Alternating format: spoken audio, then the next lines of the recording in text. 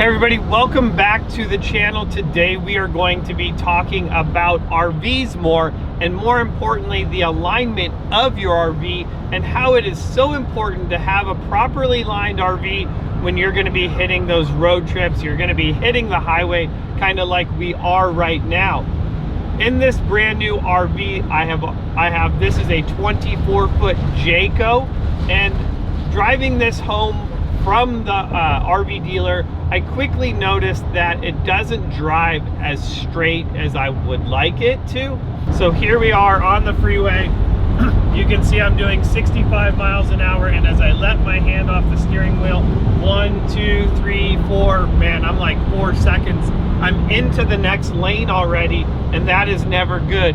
And to do that one more time, I'm gonna get back over. I am at 70 miles an hour. I'm gonna let go of the steering wheel and let's count. So 1, 2, 3, 4, 5, 6, 7. And I mean, it's going over fast. I mean, so between 5 to 7 seconds, depending on my speed, I'm changing lanes. What that's also causing me to do is have constant pressure on the steering wheel going towards the right to counteract what it's wanting to do. Now this is a pretty nice new concrete freeway, so it's not as if the road is completely worn out wanting me to pull. The tires are brand new, the suspension is brand new. I mean, this RV has 2,359 miles on it, so it's new. It shouldn't be pulling to the left. So today we are going to head over to the alignment shop. We're going to get some preliminary specs on what it actually is coming out at, and then we're going to do an alignment adjustment. We're also going to talk about all the things that we're going to adjust as far as camber, caster, and tow, giving you a really good explanation of why all of these things are really important on your vehicle. So yeah, enough driving on the freeway. We're getting off. We're going to the alignment shop.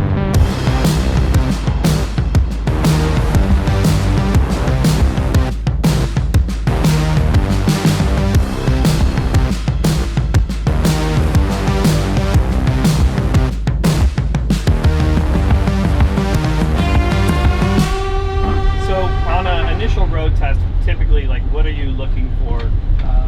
Steering wheel position, and then how it drives. Is it pulling one way or the other? Is it wandering around? I've seen these things with pivot bushings blasted at 2,000, 3,000 miles. That's what I'm looking for. Noises, how it drives, steering wheel position. That way when we get in there, we know, okay, if it's pulling right, we're expecting to see a caster issue, maybe less caster on the right hand side or something.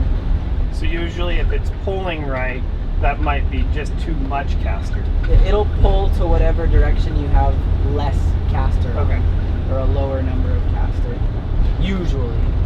So like with this, has a hard left pull, like you feel that right away. Yeah. So we're thinking like, well, right away, we probably have a lot more caster on the right hand side in this, and we would need to increase it on the left side. Yes, if possible, or decrease it on the right. Yeah.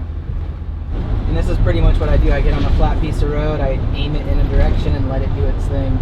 Caster usually creates more of a drift, a steady drift, where a tire will physically pull the thing pretty hard. And either way, that's not something typically that we would expect to see in a brand new motorhome with 2,600 miles on it.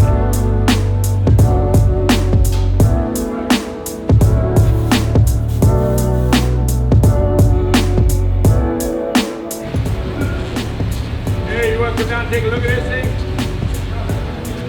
So right here, you can see this popping in the joint. And then as he does that, look how much the beam is moving just right there in the bushing. If somebody's changed them before, maybe they're not the right ones, that the boat hole might be. This is from the factory. We haven't touched anything yet, and that's what we wanted to do, is really get a rundown and look, hey, what's going on this. But yeah, that's pretty crazy seeing that right there. That's going to get you paid to steer. I can actually feel it too when I put my finger on it. You can see it. That one, this one feels good, and that one looks good. Yeah. I don't like the angle of this dampener, but you know. Right. It would be nicer if it was Turn it straight. straighter. Yeah. Yes. No, I totally agree. But that's crazy right there. Yes, yeah. Both of them you're getting Yeah. quite a bit. You're going to get inside tire wear with those. All Because right. it's going to squat out. Right. No, that's pretty interesting. Something that you wouldn't necessarily expect on a Wouldn't brand expect new on a motor. Yeah, no, Brand yeah, new. Yeah, right. I got you. And that was the thing we noticed is even driving this, it pulls really a lot to the left. Yeah, So, well, these things squatting, you know, it's going to go wherever the road wants it to go. right. All right. Very good. Nice. People all the time are like, it's brand new, it can't be. And this is what we end up finding. Yeah. Babies are born every day, and there's some bad kids. Got Harrison Ford here doing our alignment. Like that. Zero camber. One to the right. Two to the left.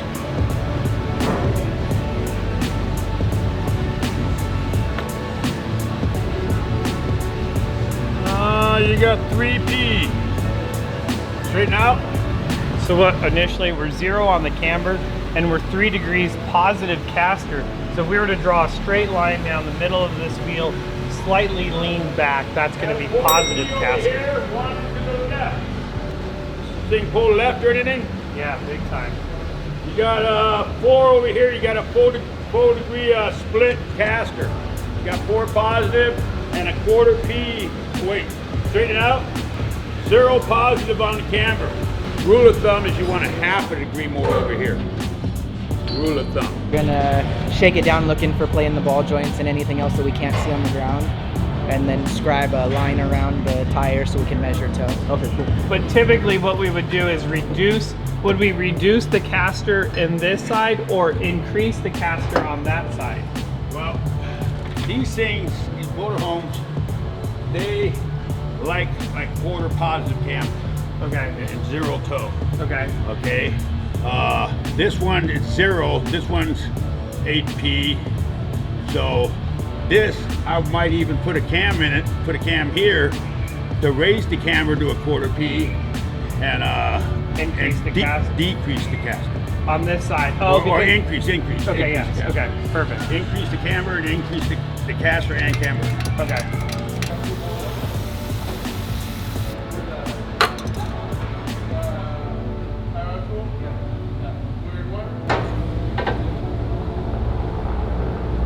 You put that thing on that scribe line.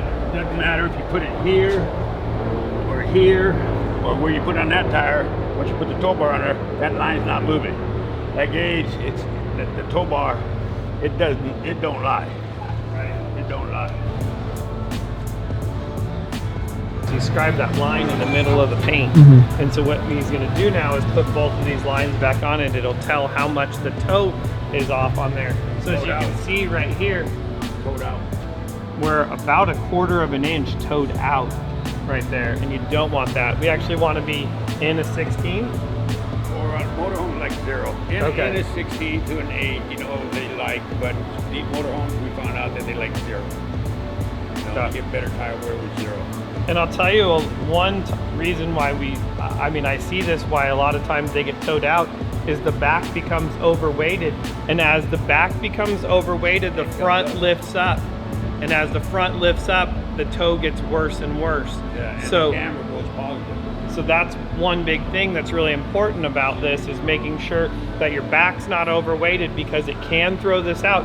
And of course, this is just straight from the factory being out, 1/4 inch toe. So you pull it in. I'll take that straight up like that. Then I'll recheck it.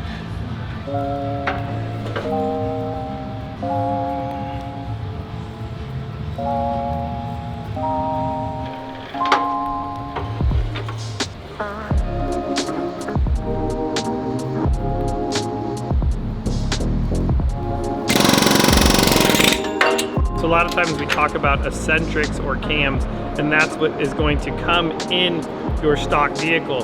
Well, this particular cam has this ear on it. That ear doesn't allow you to rotate it.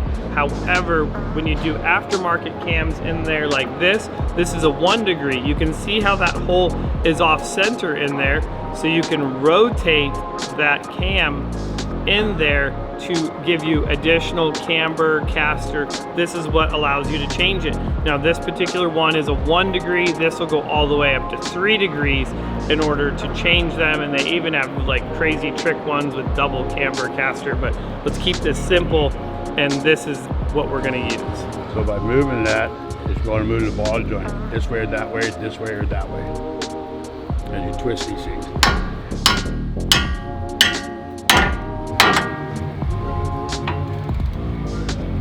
So we went And a quarter and 3P. Now you're 4P and quarter P on the caster, on Okay. the camber. Quarter P on the camber and 4 straight up on the caster. Yeah, 4 and 4. Yeah. Right.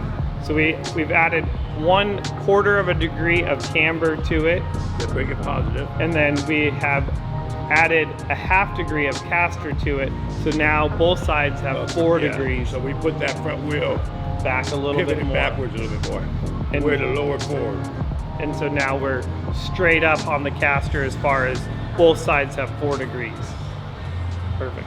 All right, guys, well, that was a ton of fun heading over to Trueline to see what's all involved in getting my RV aligned and the reason why it was pulling in the first place. So I definitely encourage you to go and get your RV aligned before you spend a ton of money on all of these crazy gimmicks that are promising to fix what you could fix just by getting a good alignment. So it's really important on whether you have a stock RV or maybe even a lifted RV like this one behind us.